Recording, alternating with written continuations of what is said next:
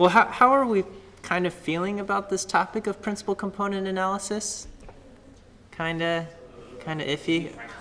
What's that?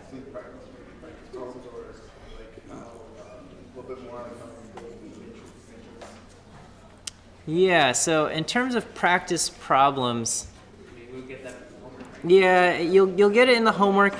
There's not a whole lot to quote practice in terms of, because it's really, you just type in the command. You just say like, I mean, you can do a eigen decomposition or a singular value decomposition, or you can just use the command principal components, okay? And all of those will pretty much give you the like very similar results type of thing. In the homework, I'm going to try to cover the, I guess like, you know, what's the difference between using the correlation matrix versus the covariance matrix? You know, when you do the eigen decomposition there, and you know what happens when you do, you know, singular value decomposition and stuff like that. So, so the homework's going to try to cover that. So there's a lot of me kind of just explaining things along the way as you do in the homework assignment. But as far as commands go, the commands that you'll have to type in the homework is going to be rather simple. It'll be like eigen this thing, okay? Or, you know, subtract off the column means from the matrix to center it and things like that. It's going to be in R Markdown, so I'm hoping you guys are familiar with R Markdown. If you're not familiar with R Markdown, come see me and I'll try to get you up to speed. But it's just a way to incorporate R code with text and pictures and things like that. Okay. So again, with principal component analysis, the you know, the big picture idea. Does anyone want to try to attempt a big picture idea for PCA? What's that? Okay, yeah. Well, that's a good benefit of PCA. Okay, so this is probably dimension reduction would probably be a motivation behind doing PCA. But what PCA does is it re-expresses your data into orthogonal components, orthogonal principal components, okay? So we are re-expressing our data into principal components, okay? These principal components are all orthogonal.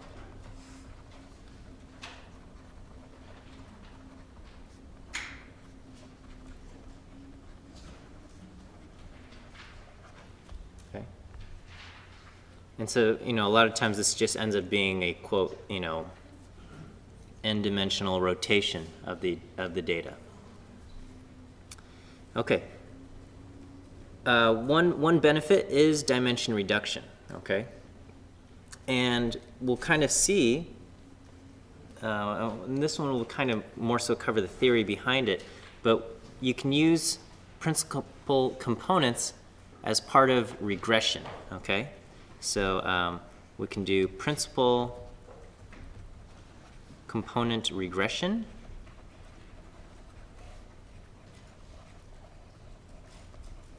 Okay, and so let's contrast this to ordinary least squares regression.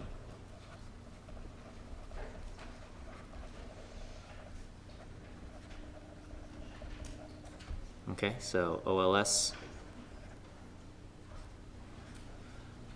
regression. So in when you have a, you know, OLS regression, you have your response, which we will call Y.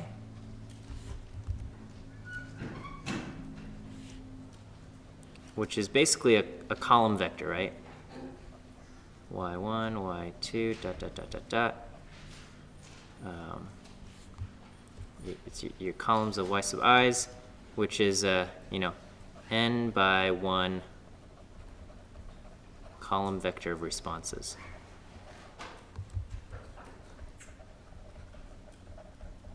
Okay, and then your explanatory variables, x,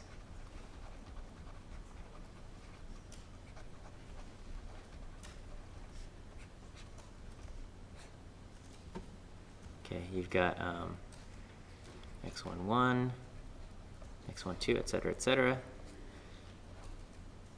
and you've got p columns and n rows.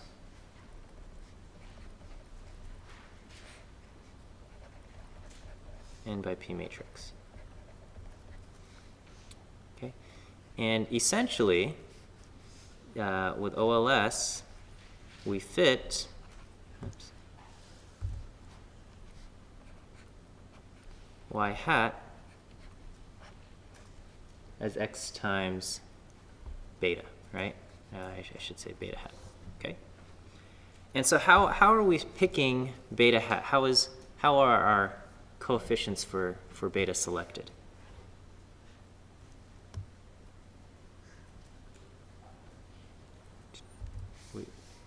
We kind of remember this, right?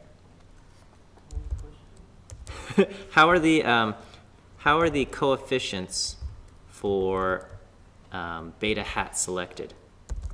What is the kind of the selection criteria? Or beta hats are selected to optimize a certain function. What's that? We're trying to minimize the squares of the residuals, right? Okay. Beta hats are selected to minimize the squares of the residuals.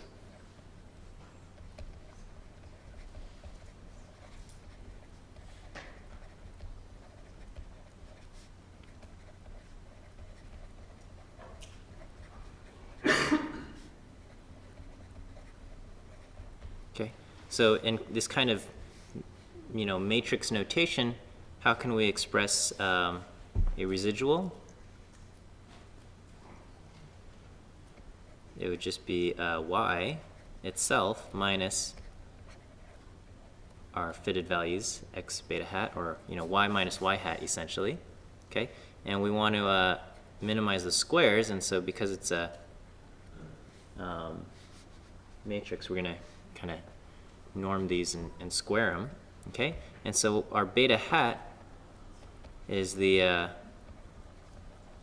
argument that minimizes this quantity here, right?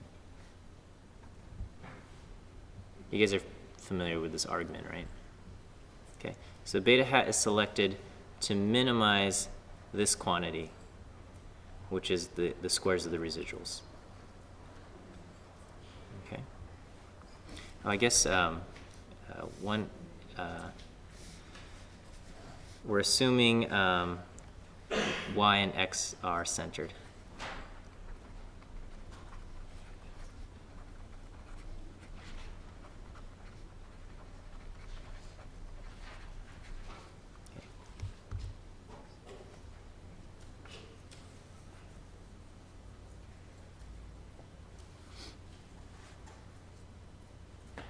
Okay, is this okay? And so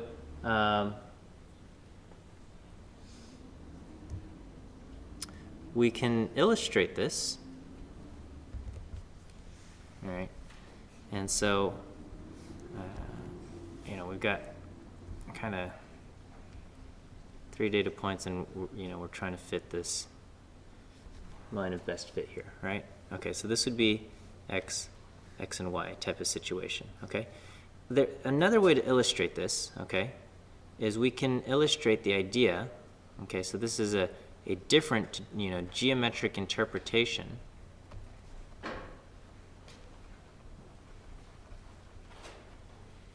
So this kind of only works when I got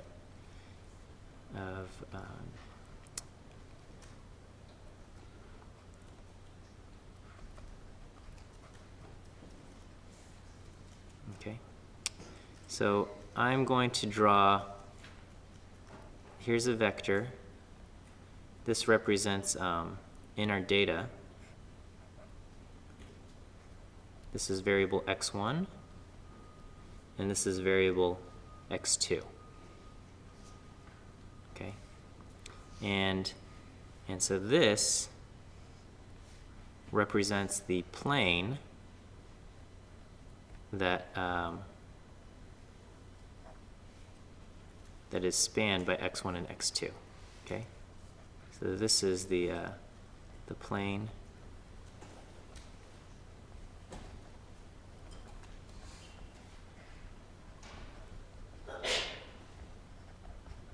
Okay. So you know, over here,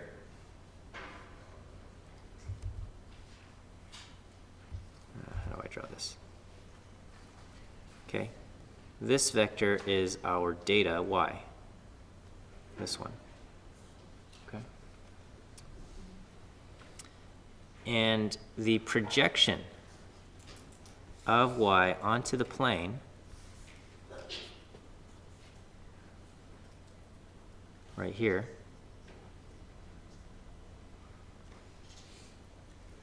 where y gets projected onto the plane, this is our fit y hat.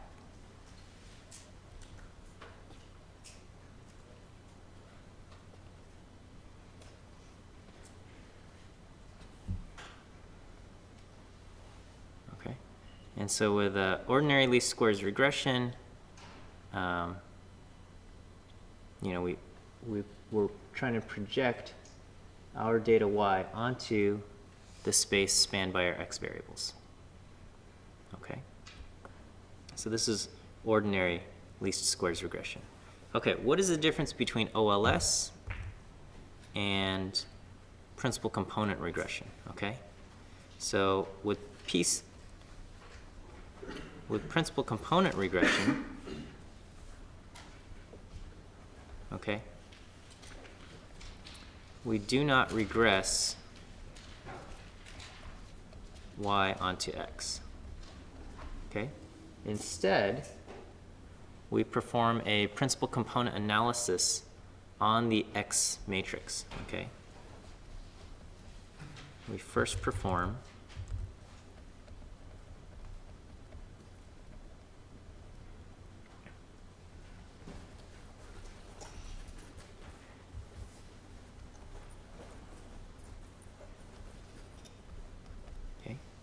and so, you know, we can keep all of the, you know, if x has p variables, we're going to have up to p principal components, right? We can keep all of them, or, you know, if we want to, we can do some dimension reduction if we want, okay? But basically, what this does is, so we take our x data, we perform the principal component analysis, okay, and we re-express our data as, and I'm going to change this to x tilde here, okay? This is our data re-expressed in principal components.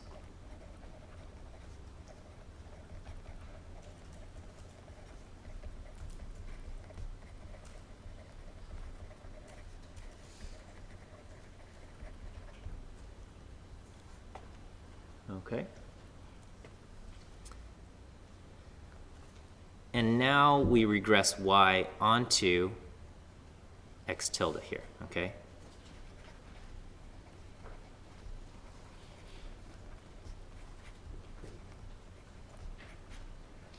Okay. So what changes? Okay, our picture looks almost exactly the same, okay? The key difference here is that in this picture, x1 and x2 are not necessarily orthogonal, okay? They could be highly correlated, okay? So x1 and x2 are not necessarily orthogonal in this picture.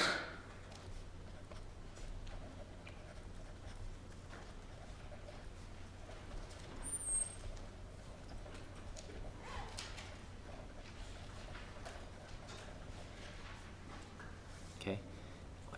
When we do principal component regression, okay, x1 and x2, these are at a right angle. Okay, and so now we still have, I'm sorry, so this is x1 tilde and x2 tilde. So our data is now re-expressed in its principal components. The principal components are all orthogonal to each other, okay?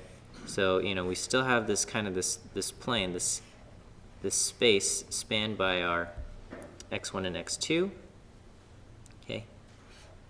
We still have our data vector y, and this is still projected onto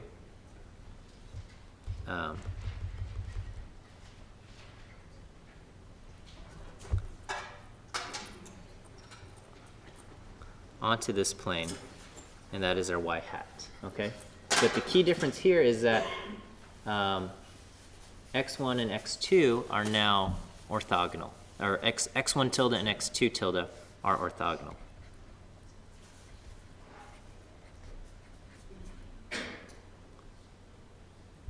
Okay. And keep in mind that x1, this is our first principal component.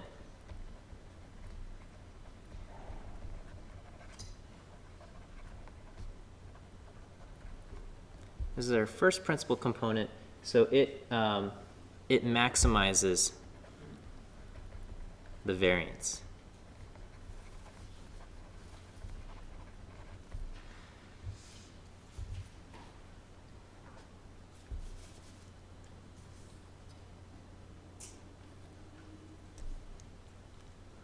And I guess maximizes the variance in x. Okay, so here's you know. Well, let me see if I can kind of draw this. I feel like I drew the same picture, except I just put a little square there. But that's essentially, it is essentially the same thing, except we've now expressed it in terms of orthogonal components here. Okay?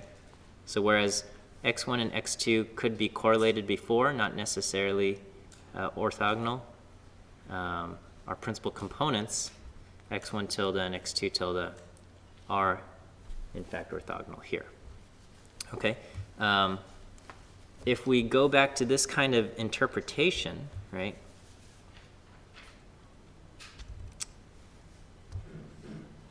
So with least squares regression, okay? If you've got data here,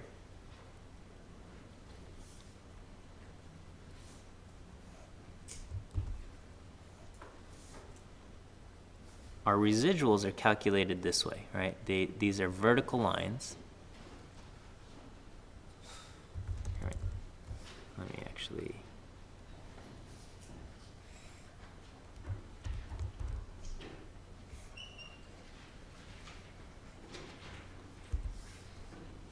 Okay. Our best fit line is chosen to minimize these residuals, right? So the residuals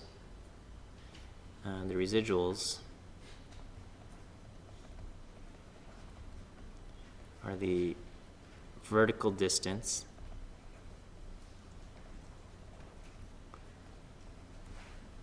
from the line, okay? Because we've got x and we have y. So this, I mean, this is just with two-dimensional data here, okay? Or, you know, x is one-dimensional. So in this case, we don't. It's a little hard. This isn't quite right because, I don't know, with the principal components of x, it's just this, okay? But here, with if we did principal component regression, okay, our principal component is now this direction, right? So this direction is going to be our principal component. This is going to be x1 tilde. Okay, and so now we are minimizing the residuals as found this way. Okay.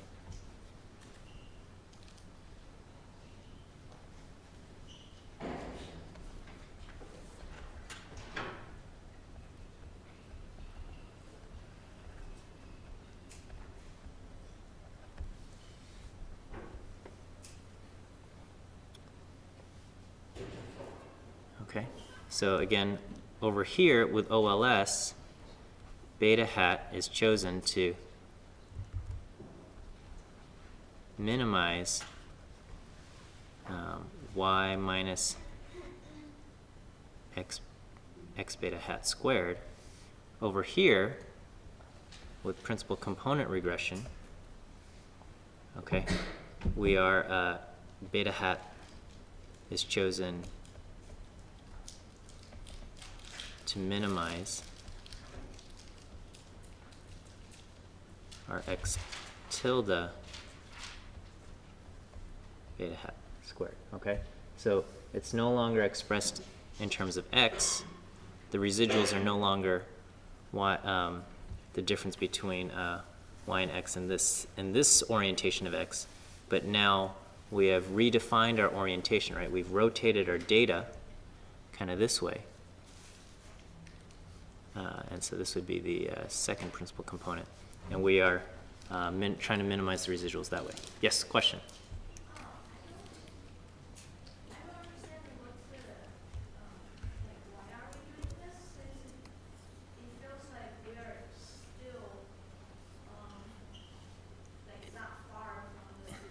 Yeah, okay. So with two-dimensional data, it doesn't really make sense to do this. It's hard to illustrate what we're doing with more than 2 dimensions. So I illustrate the concept of what we're doing with 2 dimensions. But you're right. With two-dimensional data, it would be kind of silly to do this. And yeah, you know, and looking at this, it looks like we're going to get the exact same thing, and that's true, okay? But the advantage here, okay, again, is this kind of this idea of dimension reduction, okay? We could have, you know, 50 variables in our X matrix, okay? We could have 50 explanatory variables used to predict Y.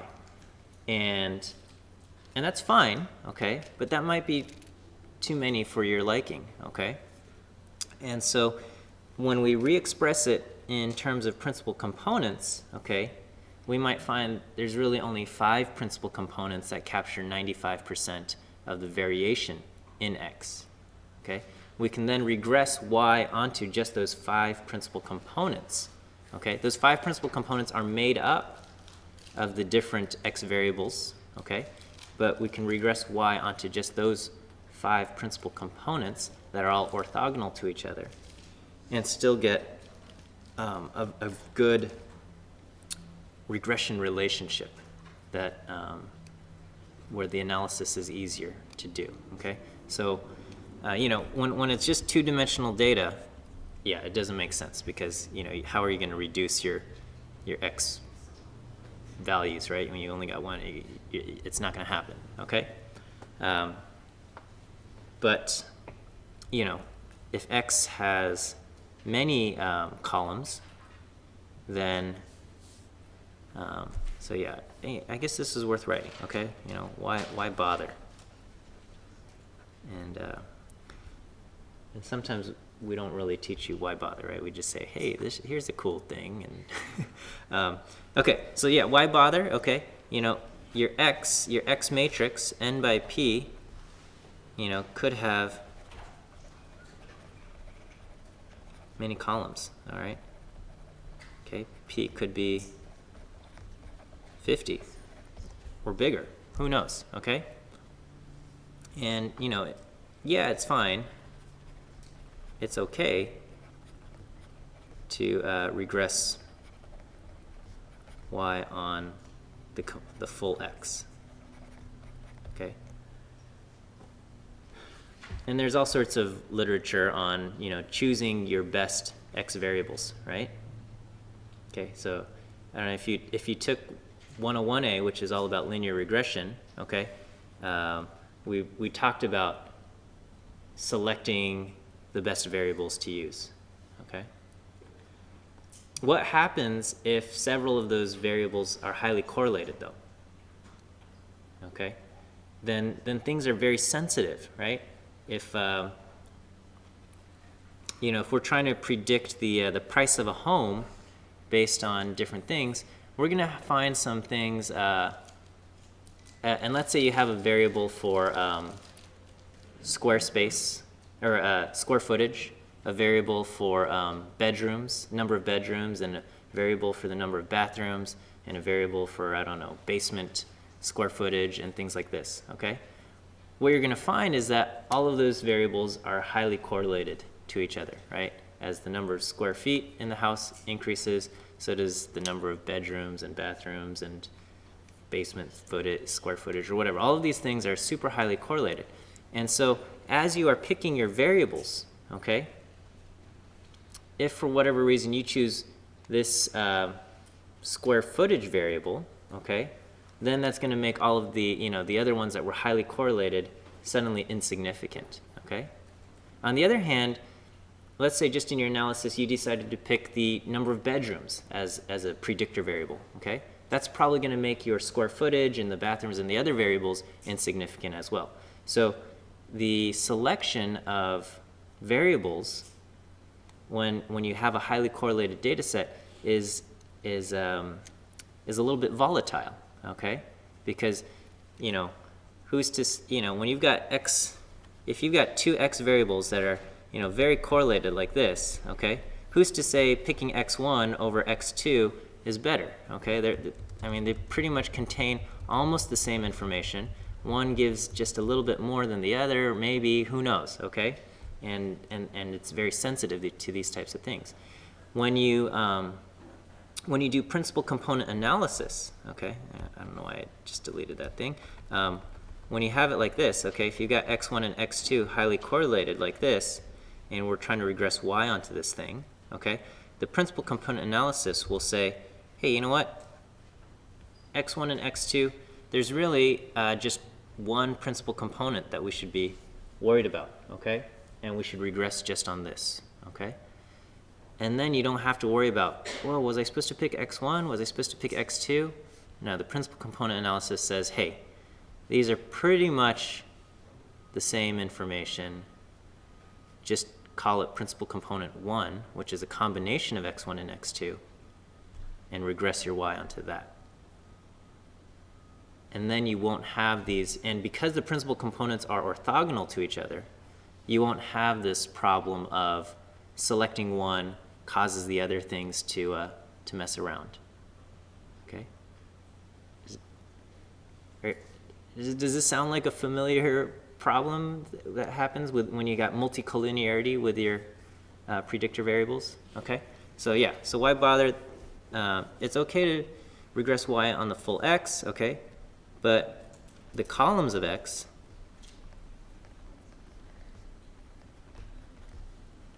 could have high multicollinearity.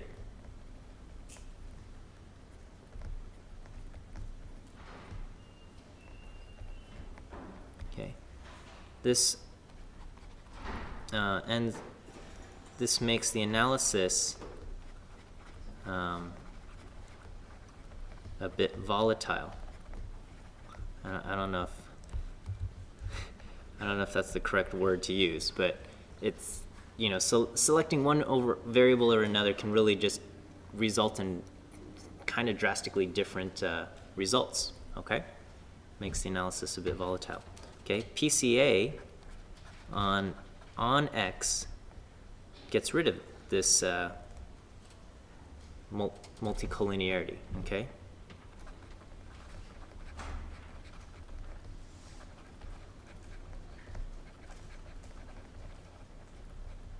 Okay, it also allows for kind of safe dimension reduction.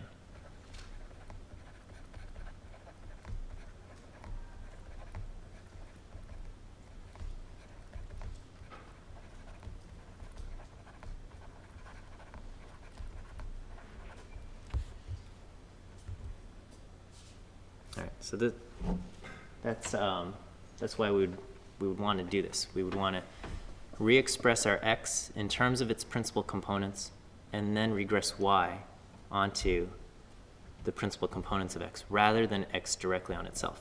Now, if the variables in x are not correlated, then principal component analysis is not going to really give you any kind of advantage, okay? Because principal component analysis, the goal of it is, try to re-express them into, these variables that are uncorrelated, right? These components that are orthogonal to each other. And if x, your predictor explanatory variable matrix x already has, orthogonal or independent variables, then PCA is not going to offer any kind of advantage. But if you've got a bunch of variables, a lot of them are correlated with each other, you're going to run into this problem with multicollinearity and then PCA. PCA on the x helps clean that up. Okay. Yes? So could you use essentially this instead of like the BIF function? Yeah. Well, okay, so there's, you get a data set, there's 50 ways to analyze it, okay? So this is just another tool that you could consider using, okay? I'm not saying you should always use this, okay? There are times when, for the sake of interpretation, okay? Because once you've expressed things in its principal components, okay, some of the interpretability goes away, unless after you've fit the principal component regression and then you go back to the original, you re-express it as the original things, okay? So, so you might say, you know what, I want to stick to the traditional way to make things easier to understand. So, like anything in life, you're going to have people with different opinions on how things should be done, okay? And I think kind of just what you end up liking to use and what you use most often is probably just a combination of your experience, personal preference, and the types of data you encounter. So, yeah. Okay, I forgot what I was talking about.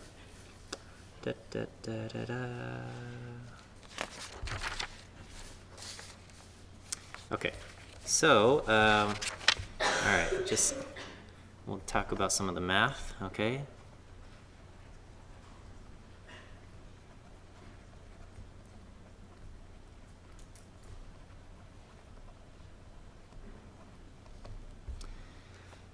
Okay, so, all right, so step one, okay, do PCA on x. Okay, so x via PCA becomes x tilde, okay? Which is kind of, a matrix of each principal component. These are all principal component vectors. Okay, so this is the vector of the first principal component.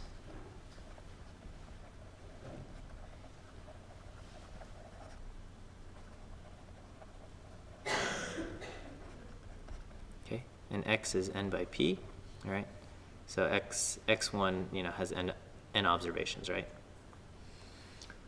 Okay, and so, if you got p variables in x, you're going to end up with most likely up to p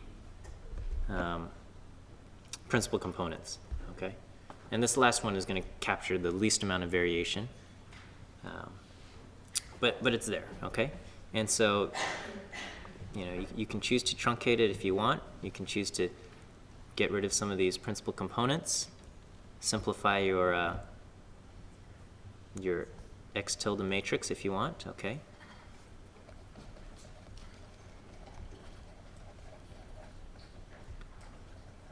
Choose to drop some of the principal components.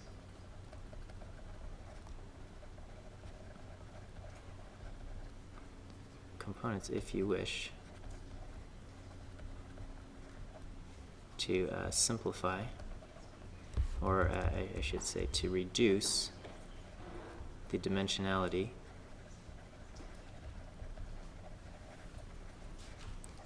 of the X matrix. Okay, and then we normalize the X tilde matrix, or I should say normalize the X tilde vectors. Okay, so what that means, so we're going to have U, so U sub j will be X tilde j divided by the norm of X tilde j. Okay, so basically this is Uj is a unit vector in the direction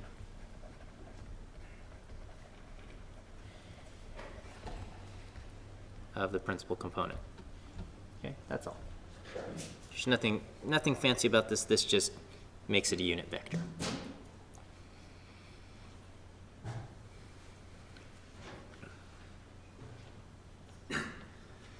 Okay. And the next thing we're going to do is, what is this? Is this new? Okay, we're going to calculate our nu hat sub j.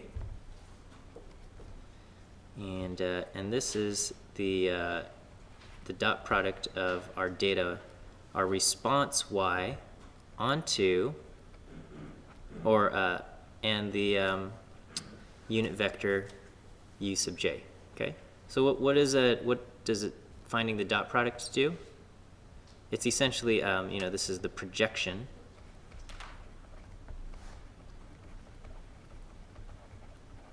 of our data y, or our response y, on the vector u sub j. Okay, so the inner product, we can think of it as a projection of one vector onto another. Okay, and that's how you get your cosine rule.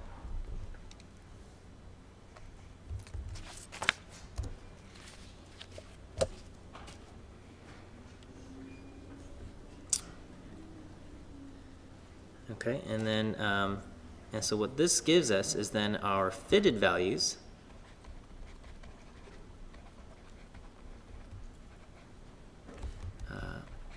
y hat is going to be the sum product of each of these nus multiplied by their vector. Okay? All this is saying, this sounds complicated, but it's not. Okay?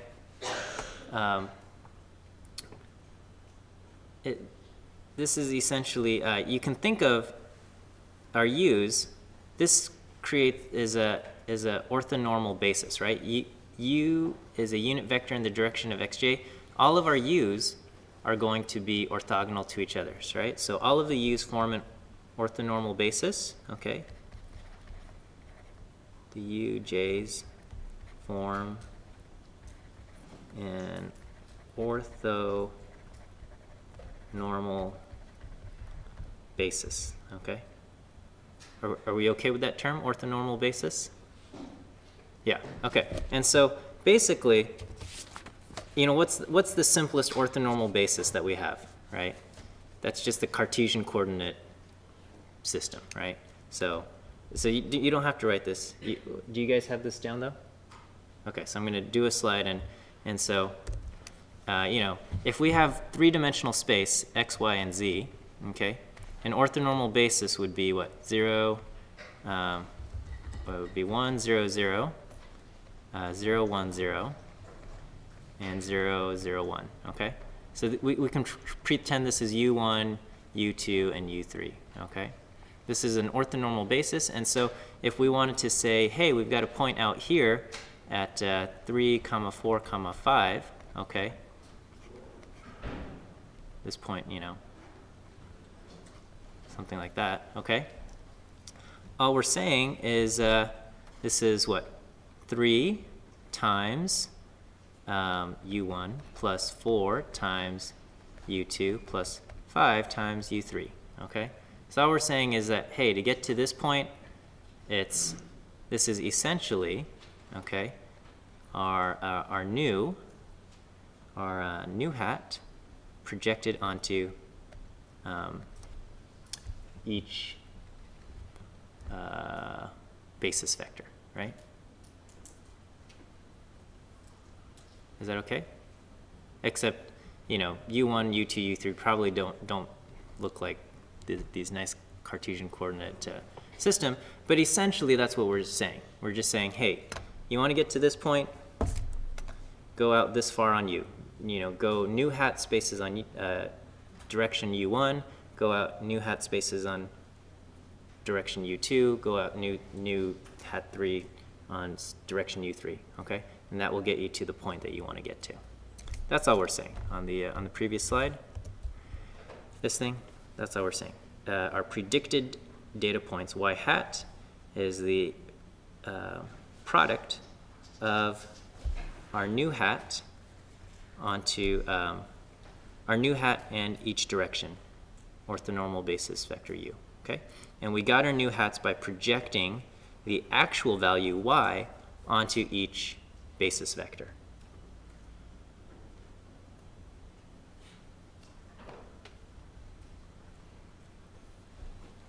I can't tell if you guys are are with me or not, but I gotta pretend like we're okay, and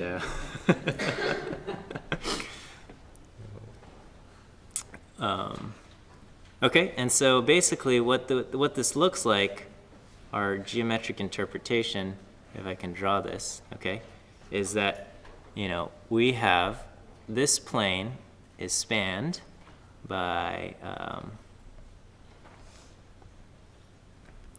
u1 and u2, okay. Now how do I draw this? I've got some, this is our data point y, okay. It's getting projected onto the plane at y hat, okay. But we're getting to this point y hat by looking at where y ends up if we project it onto u1, right? If we project y onto u1 via the dot product, it ends up right here, okay? So this is this location here, this spot. How do I draw this? This one, this is u1 hat times u1, okay? And then over here, I guess I'll use a different color. We're projecting over here. So these are all right angles to each other, yeah? Okay, so this spot that we end up at over here, this spot is nu2 times u2.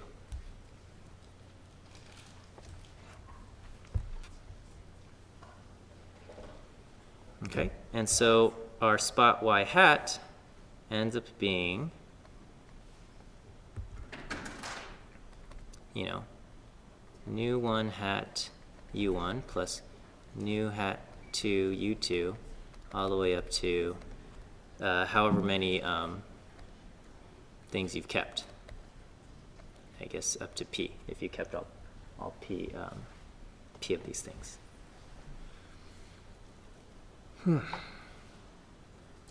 Okay, so essentially, you know, we're projecting y onto each of these things, which will give us the resulting location y hat.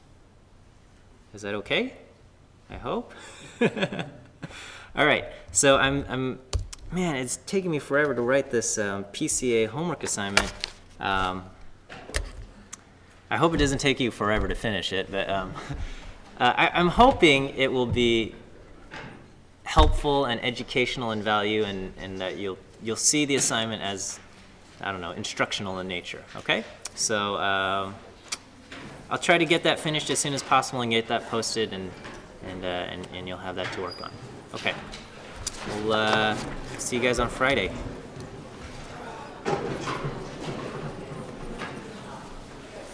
Yeah. A couple slides.